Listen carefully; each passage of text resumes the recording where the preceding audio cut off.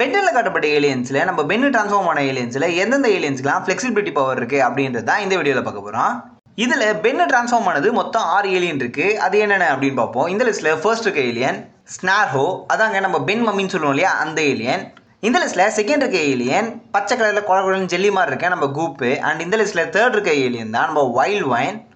And ஃபோர்த்தாக இருக்கிறது Omniverse சீரிஸில் காட்டப்பட்ட பிளாக்ஸ் ஏலியன். இந்த 4 ஏலியனுக்குமே ஃப்ளெக்சிபிலிட்டி பவர்ன்றது உடம்பு ஃபுல்லாகவே இருக்கும். இது இல்லாமல் ஒரு 2 ஏலியன் இருக்குது. அது பாடி ஃபுல்லாகவே காட்டல, பட் ஒரு சில பார்ட் மட்டும் காமிச்சிருப்பாங்க.